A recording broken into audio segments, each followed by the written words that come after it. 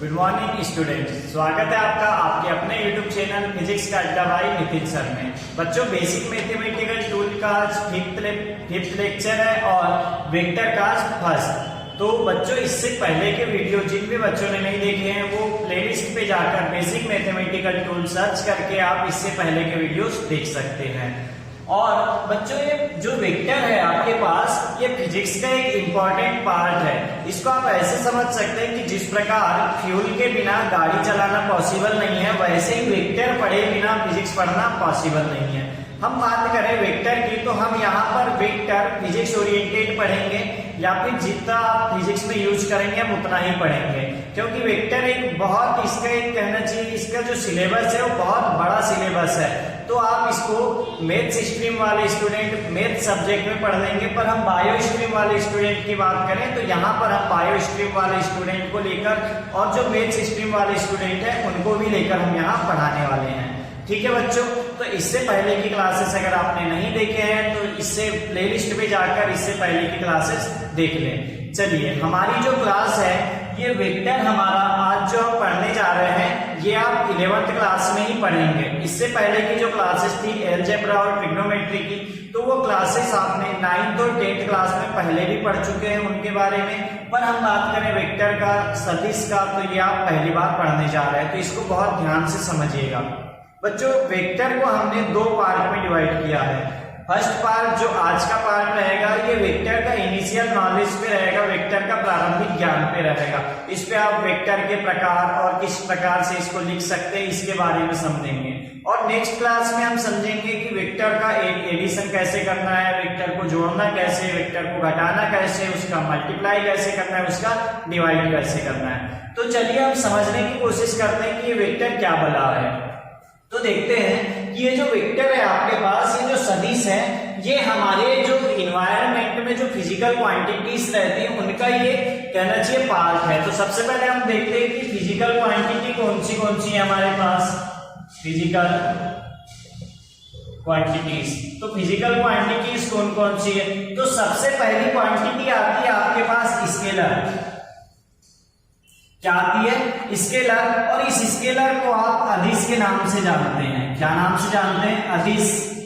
आपको पता है अदिश राशियां क्या होती है या फिर अदिश क्वांटिटी क्या होती है? चलिए आगे डिस्कस करते हैं। इससे पहले फिजिकल क्वांटिटीज के और भी पार्ट देख लेते हैं। तो फर्स्ट पार्ट आपका क्या आ गया? स्केलर। सेकेंड पार्ट है आपका वेक्टर, जिसके बारे में हम आज पढ़ने वाले हैं। इसको आप हिंदी में सदिश नाम से जानते हैं। ठीक है बच्चों। और तीसरा पार्ट आप में से कुछ लोग जानते होंगे और कुछ लोग बिल्कुल नहीं जानते होंगे। इसको आप टेंजर कहते हैं। क्या कहते हैं? टेंजर। इसको आप हिंदी में प्रदिश के नाम से जानते हैं। क्या नाम से जानेंगे आप? प्रदिश। तो फर्स्ट फिजिकल क्वांटिटी आपकी स्केलर, सेकेंड वेक्टर और थर्ड टेंजर। अदिश, सदिश और प्रदिश। अदिश, सदिश और प्रदिश। तो चलिए अब स्टार्ट करते हैं इनकी बेसिक परिभाषा के साथ, इनकी बेसिक जो सिंपल डेफिनेशन है उसके साथ इसके बारे में जानना। तो फर्स्ट आता है आपका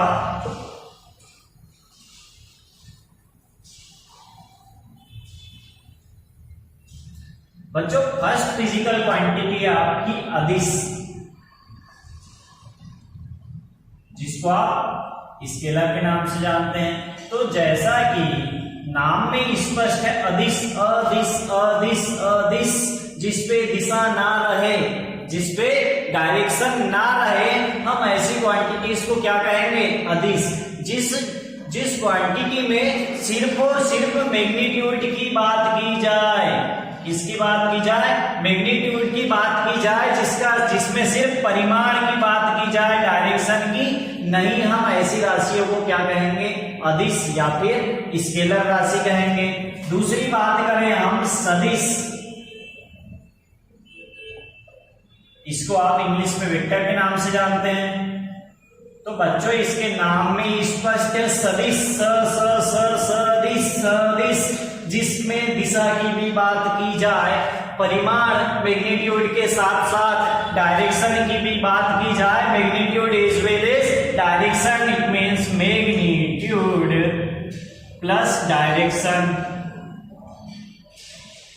मैग्नीट्यूड प्लस डायरेक्शन, इस पे सिर्फ और सिर्फ मैग्नीट्यूड, इस पे मैग्नीट्यूड और डायरेक्शन की परिमाण और परिमाण के साथ साथ दिशा की भी बात की जाए तो ये क्या होता है आपका सदिश। अब देखते हैं, मैं आपको सदिश और अदिश का एक बेसिक सा एग्जांपल बताता हूं, ठीक है। तो देखिए, आप जब भी कहना चाहिए कि चीनी लेने जाएंगे, चीनी जैसे कि शक्कर, तो आप दुकानदार से क्या बोलेंगे, शॉपकीपर से बोलेंगे कि भैया 2 किलो चीनी दे दीजिए। क्या बोलेंगे आप, 2 किलो चीनी दे दीजिए, 2 किलोग्राम चीनी दे दीजिए। आप ये नहीं बोल सकते उसको कि 2 चीनी दे दीजिए, क्या कि 2 चीनी दे दीजिए, नहीं बोलेंगे। आप उसको बोलेंगे कि भाई साहब 2 किलो चीनी दे दीजिए, 2 किलो चीनी दे दीजिए। तो इस पे आपने क्या बोला, 2 भी बोला और सेकंड में केजी भी बोला। तो देखो, ये बात कर रहा है आपके मैग्नीट्यूड की और ये बात कर रहा है आपकी डायरेक्शन की, कि ये बता रहा है कि भैया केजी में चाहिए, किलोग्राम में चाहिए। पर वहीं आप अगर पेन लेने जाएंगे तो आप बोलेंगे 1 पेन दे दो, 2 पेन दे दो या 3 पेन दे दो। आप यहाँ पर ये नहीं बोलेंगे कि आधा किलो पेन दे दो या 2 किलो पेन दे दो या 3 किलो पेन दे दो। तो देखो, इस पे सिर्फ और सिर्फ मैग्नीट्यूड की बात की जा रही है और इसमें मैग्नीट्यूड के साथ डायरेक्शन की भी। तो ये डिनोट कर रहा है अदिश को और ये किसको, सदिश को। तो समझ आ रहा है कि अदिश क्या होगा और सदिश क्या होगा, ठीक है। चलिए, थर्ड नंबर हमने पढ़े थे जस्ट पहले, प्रदिश। क्या था, प्रदिश। तो थर्ड नंबर आता है आपका प्रदिश, जिसको आप टेंसर के नाम से जानते हैं, इसको आप हिंदी में प्रदिश कहते हैं। तो देखिए बच्चों, हमारे पास 2 प्रकार की क्वांटिटीज हो गई है, अदिश सदिश। जिसमें मैग्नीट्यूड और सिर्फ परिमाण की बात की जाए वो अदिश है, जिसमें मैग्नीट्यूड और डायरेक्शन की बात की जाए वो सदिश है। पर जिसमें ना ही मैग्नीट्यूड की बात की जाए ना ही डायरेक्शन की बात की जाए, क्या बोला मैंने, ना ही डायरेक्शन की बात की जाए ना ही मैग्नीट्यूड की बात की जाए। दूसरे शब्दों में समझ सकते हैं कि जो क्वांटिटी ना ही स्केलर है और ना ही वेक्टर है, ना ही अदिश है और ना ही सदिश है, उसको हम क्या बोलेंगे, प्रदिश। मैं क्या लिख दूं यहां, ना ही सदिश और ना ही अदिश।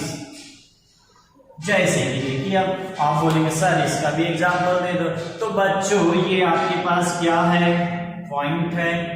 ये आपके पास क्या दिख रहा है, ये आपके पास पॉइंट दिख रहा है। बताओ, इसमें आपको दिशा दिख रही है क्या, इसमें डायरेक्शन दिख रही है क्या, नहीं दिख रही है। अब इसमें बताओ मैग्नीट्यूड दिख रहा है क्या, नहीं दिख रहा है। तो इसीलिए एक पॉइंट जो रहता है वो कौन सी क्वांटिटी है आपके पास, प्रदिश है। इसको आप टेंसर के नाम से भी जानते हैं, ठीक है बच्चों। तो चलिए, इसको आप लिख लीजिए या स्क्रीनशॉट ले लीजिए।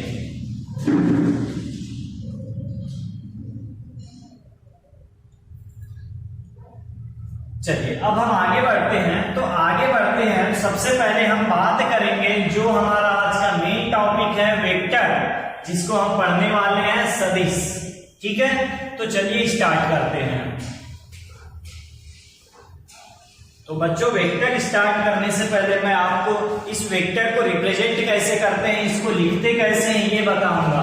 तो फर्स्टली आप इसको लिखेंगे कैसे, कोई भी एक नंबर ले लेंगे या कोई भी एक क्वांटिटी ले लेंगे और इसके ऊपर आप एक एरो का निशान लगा देंगे इस प्रकार से। तो आप इसको ए के ऊपर एरो के फॉर्म में लिख सकते हैं, या फिर ए के ऊपर में एक डॉट के फॉर्म में लिख सकते हैं, या फिर ए के ऊपर में एक सिंगल बार लगाकर लिख सकते हैं, ठीक है बच्चों। आप 3 प्रकार से सदिश क्वांटिटीज को शो कर सकते हैं।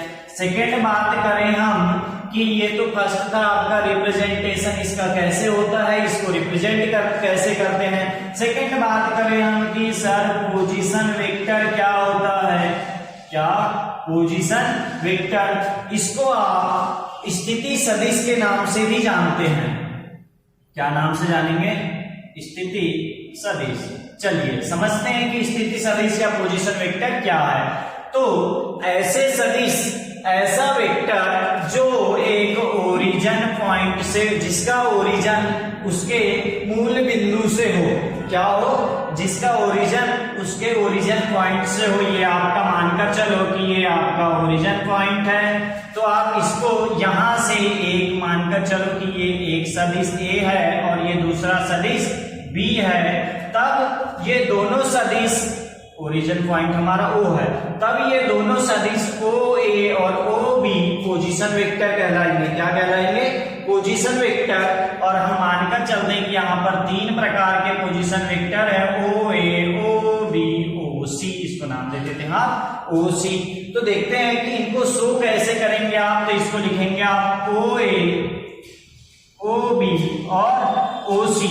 देखिए ये जो सदिश आपके पास A, B और C है, ये तीनों के तीनों सदिश का उद्भव या ओरिजिन कहां से हो रहा है? इसके मूल बिंदु से हो रहा है, एक ओरिजिन पॉइंट O से हो रहा है। इसलिए आप इसको क्या नाम देंगे? स्थिति सदिश, या इसको आप हिंदी में इंग्लिश में पोजीशन वेक्टर कहते हैं। बच्चों यहां तक समझ आया? थर्ड नंबर हम बात करें कि डिस्प्लेसमेंट वेक्टर, इसको आप हिंदी में विस्थापन सदिश के नाम से भी जानते हैं, डिस्प्लेसमेंट वेक्टर। इसको आप हिंदी में विस्थापन सदिश के नाम से जानते हैं। देखते हैं विस्थापन सदिश क्या होता है। तो बच्चों जिस प्रकार पोजीशन वेक्टर मतलब स्थिति सदिश में एक मूल बिंदु, एक ओरिजिन पॉइंट से उस वेक्टर तक के दूरी को या उस वेक्टर को हम स्थिति सदिश पोजीशन वेक्टर कह रहे थे, वैसे ही ये कोई भी 2 वेक्टर हैं, इनके बीच के डिस्टेंस को आप क्या बोलेंगे? डिस्प्लेसमेंट वेक्टर, विस्थापन सदिश। जैसे कि मान के चलो इसी में देखते हैं, चलिए अगला डायग्राम बना लेते हैं। ये आपके पास एक ओरिजिन पॉइंट O है, यहां से ये आपका एक वेक्टर A है, ये आपका सेकंड वेक्टर B है। देखिए ये आपका ओरिजिन पॉइंट, ये फर्स्ट वेक्टर A, ये सेकंड वेक्टर B। तो OA पोजीशन वेक्टर, OB ये भी पोजीशन वेक्टर। पर हम बात करें कि A से लेकर B तक की, क्या बात करें? A से लेकर, चलिए इसको समझने के लिए हम अच्छे से ड्रॉ करते हैं। A से लेकर B तक की, तो इसको आप क्या बोलेंगे? Position vector. और इसको आप AB से रिप्रेजेंट करेंगे। क्या से रिप्रेजेंट करेंगे? AB से रिप्रेजेंट करेंगे। और AB इक्वल आप लिखेंगे वेक्टर AB इक्वल A का पोजीशन वेक्टर माइनस B का पोजीशन वेक्टर, या आप इसको दूसरे तरीके से लिख सकते हैं B का पोजीशन वेक्टर माइनस A का पोजीशन वेक्टर। तो AB इक्वल लिखेंगे आप B का पोजीशन वेक्टर माइनस A का पोजीशन वेक्टर। बोलो बच्चों यहां तक समझ आया आपको? तो इसको आप लिख सकते हो AB equal OB vector OB minus vector OA। इस प्रकार आप वेक्टर AB, जिसको आप डिस्प्लेसमेंट वेक्टर के नाम से जानते हैं, इसको आप पोजीशन वेक्टर के फॉर्म में position vector OB minus position vector OA के फॉर्म में लिख सकते हो। तो इस प्रकार देखो अब तक हमने 3 चीजें समझा। फर्स्ट है इसका रिप्रेजेंटेशन कैसे करते हैं, इसको प्रदर्शित कैसे करते हैं। सेकेंड है कि पोजीशन वेक्टर क्या होता है। तो पोजीशन वेक्टर कोई भी ओरिजिन पॉइंट से या मूल बिंदु से निकलने वाले सदिश को हम पोजीशन वेक्टर कहते हैं, स्थिति सदिश कहते हैं। कि ओरिजिन पॉइंट से निकलने वाले वेक्टर को हम पोजीशन वेक्टर कहते हैं। थर्ड है हमारा डिस्प्लेसमेंट वेक्टर, विस्थापन सदिश, कि जो हमारे पोजीशन वेक्टर है उन दोनों पोजीशन वेक्टर के बीच के डिस्टेंस को आप क्या बोलेंगे? डिस्प्लेसमेंट वेक्टर या विस्थापन सदिश। इस विस्थापन सदिश को आप B का पोजीशन वेक्टर माइनस A का पोजीशन वेक्टर करके आप इस विस्थापन सदिश की वैल्यू फाइंड आउट कर सकते हैं। तो चलिए इसका स्क्रीनशॉट ले लीजिए या इसको लिख लीजिए।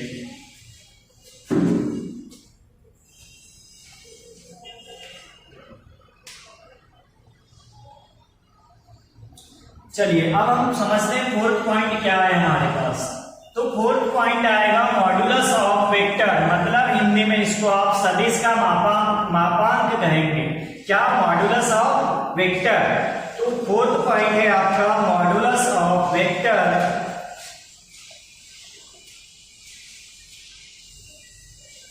मॉड्यूलस ऑफ वेक्टर, सदिश का मापांक। देखिए सदिश का मापांक क्या होता है हम समझते हैं। तो ऐसी कोई भी राशि, ऐसी कोई भी क्वांटिटी जिसको आप मॉड के अंदर लिख दो। ये आपके पास A है, ए वेक्टर है, तो इस ए वेक्टर को आपने मॉड के अंदर लिख दिया, तो यही आपका मॉड्यूलस ऑफ वेक्टर है। क्या है? Modulus of vector. और कोई भी वेक्टर का मॉड्यूलस एक स्केलर क्वांटिटी होता है। क्या होता है? कोई भी वेक्टर का मॉड्यूलस एक स्केलर क्वांटिटी होता है। यहाँ पर ए एक अदिश राशि होगी। बच्चों समझ आया यहाँ तक? फिर से समझाने की कोशिश करता हूं कि कोई भी सदिश का मापांक एक अदिश राशि होती है। कोई भी वेक्टर का मॉड्यूलस एक स्केलर क्वांटिटी होती है। यहां तक समझ आया बच्चों? नेक्स्ट हम समझने की कोशिश करते हैं। या फिर ये देखिए, ये जो आपके पास दिख रहा है इस टाइप से दो डंडे, इसको आप क्या पढ़ते हैं? मॉड ऑफ ए। क्या पढ़ेंगे इसको आप? मॉड ऑफ ए। और कोई भी वेक्टर का मॉड एक स्केलर क्वांटिटी होती है। कोई भी सदिश राशि का मापांक एक अदिश राशि होता है। इसमें आप एक नोट करके लिख लीजिएगा। नोट ये लिखिएगा कि कोई भी वेक्टर का स्क्वायर, देखिए यहां से आप क्या लिख सकते हैं? लिख सकते हैं इसको कि ए स्क्वायर इक्वल ए स्क्वायर। देखो यहां पर आपका माइनस ए स्क्वायर आप जब करेंगे, यहां देखना ये है आपके पास मैग्नीट्यूड और ये जो माइनस है ये आपके पास डायरेक्शन है। इसका मतलब ये एक वेक्टर फॉर्म में, तो इसका जब आप स्क्वायर करेंगे तो ये स्क्वायर ए स्क्वायर के रूप में बाहर आएगा। मतलब यहां से माइनस का साइन गायब हो जाएगा। तो आप लिख सकते हैं क्या कि किसी भी वेक्टर का स्क्वायर एक स्केलर क्वांटिटी होती है, कि किसी भी सदिश का वर्ग एक अदिश राशि होती है। बच्चों बोलो यहां तक समझ आया कि किसी सदिश का वर्ग एक अदिश राशि होती है। किसी भी वेक्टर का स्क्वायर एक स्केलर क्वांटिटी होती है। ठीक है बच्चों, तो इसको आप ऐसे भी लिख सकते हो कि नोट सदिश का वर्ग अदिश राशि होती है, या फिर आप इस फॉर्म में भी लिख सकते हैं कि वेक्टर ऑफ ए या फिर माइनस ए स्क्वायर इक्वल ए स्क्वायर। ठीक है, सदिश का मापांक मॉड ऑफ ए एक स्केलर क्वांटिटी होगी, या किसी भी सदिश का मापांक एक अदिश राशि होगी। और नोट में आपने लिखे कि सदिश का वर्ग एक अदिश राशि होगी, या वेक्टर का स्क्वायर एक स्केलर क्वांटिटी होगी। ठीक है बच्चों, यहां तक समझ आया? तो इसको आप लिख लीजिए।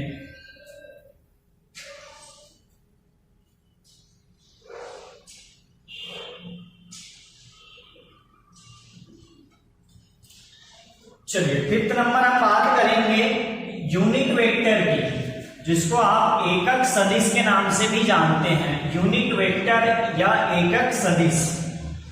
फिफ्थ नंबर है हमारा यूनिट वेक्टर। इसको आप हिंदी में एकक सदिश,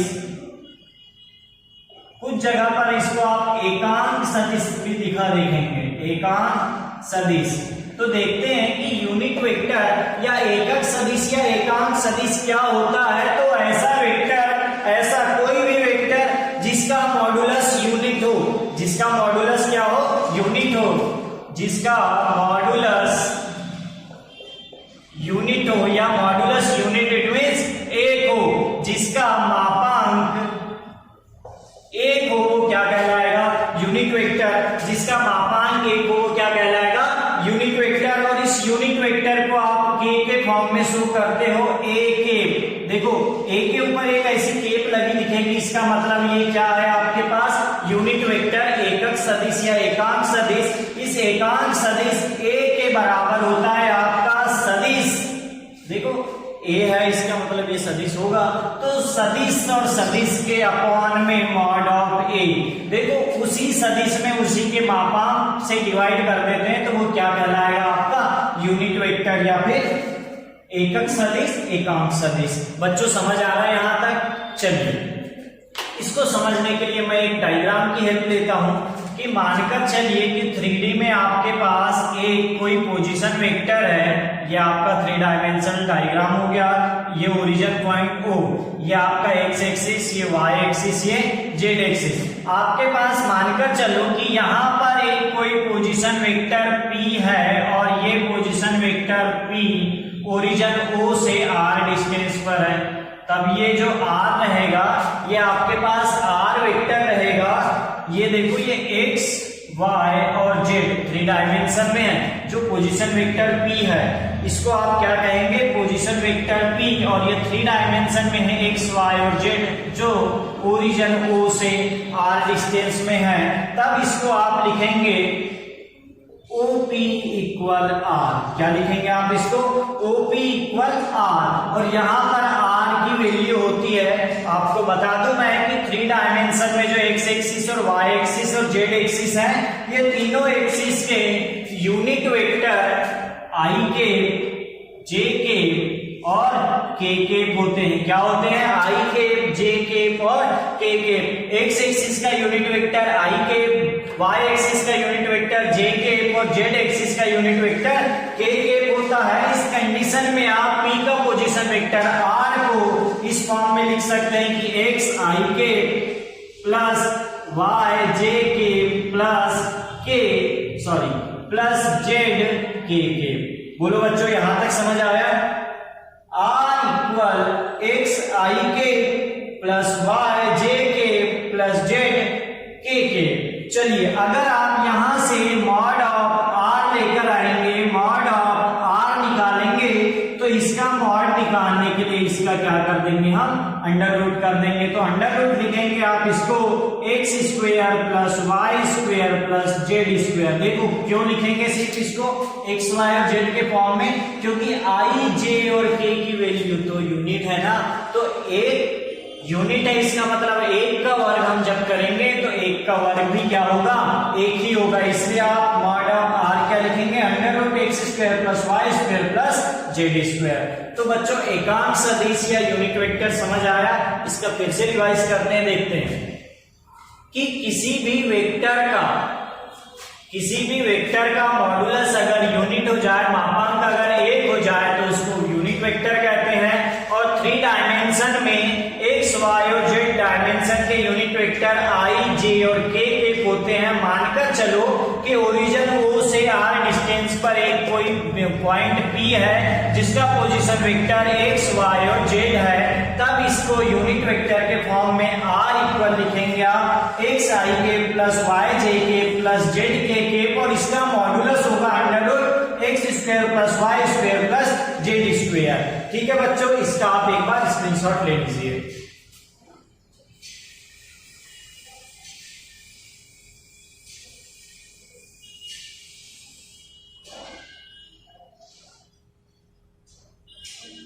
चलिए, इसके बाद हम नेक्स्ट बात करेंगे। तो नेक्स्ट और 6th नंबर आएगा हमारे पास समांतर सदिश, पैरेलल वेक्टर। ठीक है बच्चों, नेक्स्ट है समांतर सदिश। इसको आप पैरेलल वेक्टर के नाम से भी जानते हैं।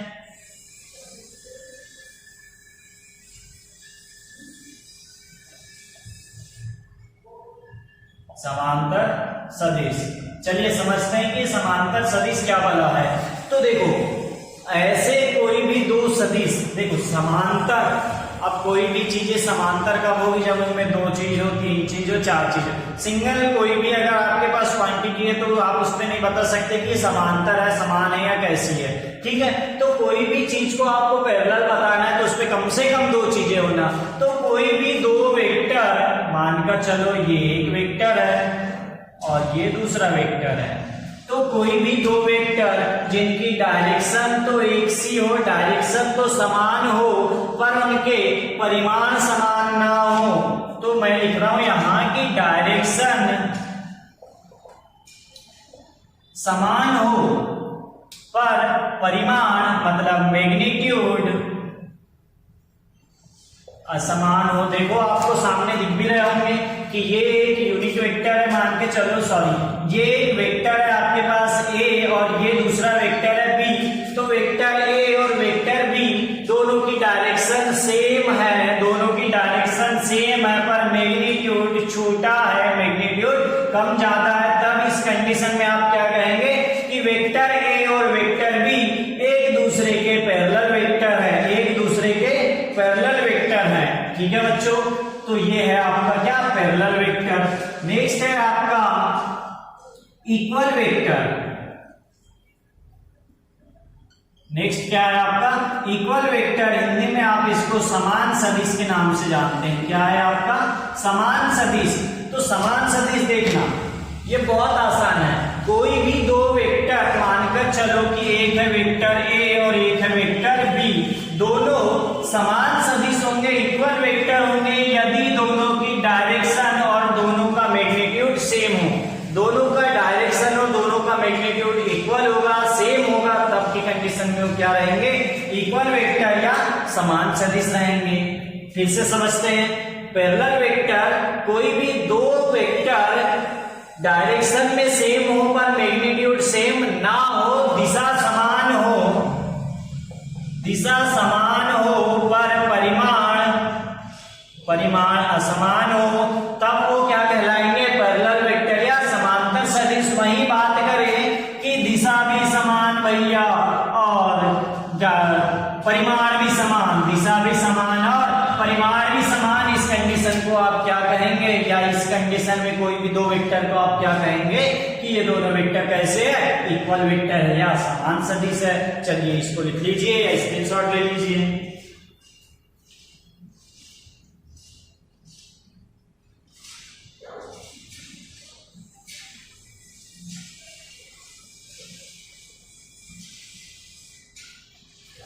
चलिए आगे बात करें विपरीत सदिश। आगे क्या बात करें विपरीत सदिश, जिसको आप अपोजिट वेक्टर के नाम से जानते हैं। नेक्स्ट है हमारा 8th नंबर। 8th नंबर है हमारा क्या विपरीत सदिश, अपोजिट वेक्टर। क्या है आपका अपोजिट वेक्टर, और इस अपोजिट वेक्टर को आप क्या नाम से जानते हैं विपरीत सदिश। देखो भैया नाम ही दिख रहा है विपरीत, विपरीत जो एक दूसरे के अपोजिट भागे हम उसको क्या बोलेंगे अपोजिट वेक्टर या विपरीत सदिश। इसका मतलब एक सदिश इधर भाग रहा है, दूसरा सदिश दूसरे साइड भाग रहा है। देखो ये सदिश ए है, ये वेक्टर ए है और ये वेक्टर बी है। इसका मतलब देखो वेक्टर ए जा रहा है लेफ्ट में और वेक्टर बी जा रहा है राइट में। इस कंडीशन को आप क्या बोलेंगे, इस कंडीशन में वेक्टर ए और वेक्टर बी क्या है विपरीत सदिश है। वेक्टर ए और वेक्टर बी विपरीत सदिश में है, एक जा रहा है लेफ्ट एक जा रहा है राइट। ठीक है, तो इस कंडीशन को आप क्या कहेंगे अपोजिट वेक्टर या विपरीत सदिश। नेक्स्ट है 9th नंबर। बात करें हम शून्य सदिश, जिसको आप जीरो वेक्टर के नाम से भी जानते हैं, जीरो वेक्टर या फिर शून्य सदिश। चलिए समझते हैं कि ये शून्य सदिश क्या है। तो बच्चों जिसका परिमाण शून्य हो परंतु दिशा होगी, जिसका मैग्नीट्यूड जीरो, जिसका मैग्नीट्यूड जीरो हो पर डायरेक्शन कुछ ना कुछ तो होगी भैया। इस कंडीशन को हम क्या कहेंगे शून्य सदिश जीरो वेक्टर। ऐसा वेक्टर जिसका मैग्नीट्यूड जीरो हो पर डायरेक्शन कुछ ना कुछ हो, इस कंडीशन को हम क्या कहेंगे जीरो वेक्टर या शून्य सदिश। तो चलिए बच्चों यहां तक आप अच्छे से पढ़ लें। ये आपका वेक्टर का इनिशियल नॉलेज था, प्रारंभिक ज्ञान था, तो इसका आप स्क्रीनशॉट ले लीजिए। चलिए आज हमने पढ़ा सदिश क्या होते हैं, वेक्टर क्या होते हैं, कितने प्रकार की फिजिकल क्वांटिटीज होती है, वेक्टर को रिप्रेजेंट कैसे करते हैं, पोजीशन वेक्टर, डिस्प्लेसमेंट वेक्टर। उसके बाद हमने पढ़े कि कहना चाहिए मॉड्यूलस क्या होता है, कोई भी वेक्टर का मॉड्यूलस क्या होता है। मॉड्यूलस के बाद हमने देखे यूनिट वेक्टर क्या होता है, यूनिट वेक्टर के बाद हमने देखे पैरेलल वेक्टर क्या होता है, पैरेलल वेक्टर के बाद हमने देखे इक्वल वेक्टर, इक्वल वेक्टर के बाद जीरो वेक्टर, जीरो वेक्टर के बाद अपोजिट वेक्टर। अच्छा क्रम आगे पीछे हो गया क्या, तो अपोजिट वेक्टर फिर जीरो वेक्टर। तो यहां तक कि आपको अच्छे से पढ़ना है, अच्छे से समझना है। हमारी वेक्टर की जो नेक्स्ट क्लास होगी उस नेक्स्ट क्लास में आप वेक्टर का एडिशन, सब्ट्रैक्शन, मल्टीप्लिकेशन और डिवाइडेशन पढ़ेंगे। जोड़ना, घटाना, गुणा और भाग जो आपने तीसरी क्लास में पढ़ा, जो आपने फर्स्ट क्लास में पढ़ा, वो हम 11th क्लास के जस्ट पहले पढ़ने वाले हैं। पर वहां पर आपने परिमाण वाली राशि मैग्नीट्यूड वाली क्वांटिटीज का जोड़ना घटाना सीखा, यहाँ हम डायरेक्शन वाली क्वांटिटीज का जोड़ना घटाना सीखेंगे। ठीक है बच्चों, जिन भी बच्चों ने इससे पहले के वीडियोस नहीं देखे हैं वो प्लेलिस्ट पे जाकर basic mathematical tool by Nitin sir search करके आप वीडियोस देख सकते हैं और आज के वीडियो को आप बहुत अच्छे से पढ़िएगा, अच्छे से लिखिएगा। ठीक है बच्चों, मिलते हैं नेक्स्ट क्लास में, तब तक के लिए अपना ध्यान रखिए।